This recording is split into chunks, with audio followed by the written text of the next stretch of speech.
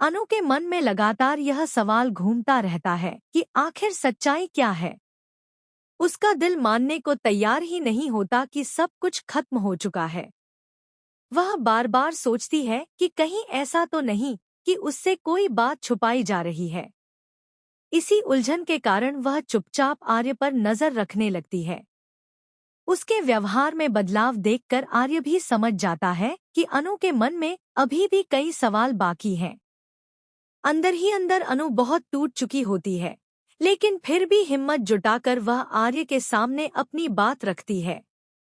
वह कहती है कि उसे सिर्फ एक बार राजनंदिनी से मिलना है, उनसे माफी मांगनी है और कुछ सवालों के जवाब चाहिए। आर्य इसे सुनकर कुछ पल के लिए बिल्कुल खामोश हो जाता है।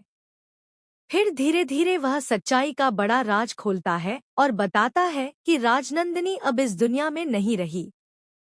यह सुनते ही अनु पूरी तरह से स्तब्ध रह जाती है। उसकी आंखों से आंसू बहने लगते हैं और वह खुद को संभाल नहीं पाती। आर्य भी भावुक हो उठता है, लेकिन फिर भी वह पूरा सच नहीं बताता। वह सिर्फ इतना बताता है जितना उसे लगता है कि इस समय अनु के लिए जरूरी है। अनु के दिल में अब आर्य के लिए एक अलग ही नरमी पैदा हो जाती है।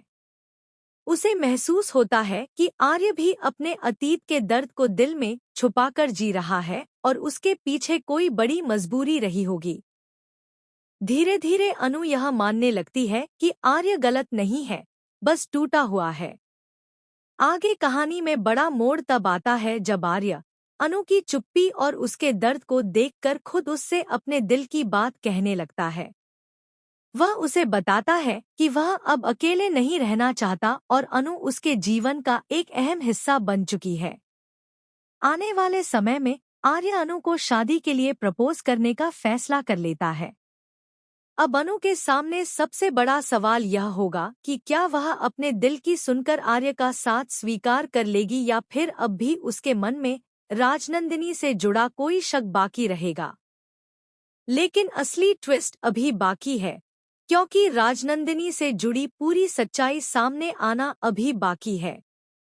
कुछ राज ऐसे हैं जो आर्य ने अभी भी छुपाकर रखे हैं, और वही राज आगे चलकर अनु और आर्य के रिश्ते की सबसे बड़ी परीक्षा बनने वाले हैं। कहानी अब और ज्यादा इमोशनल और इंटेंस होने जा रही है, जहां प्यार, भरोसा और छुपे हुए सच आम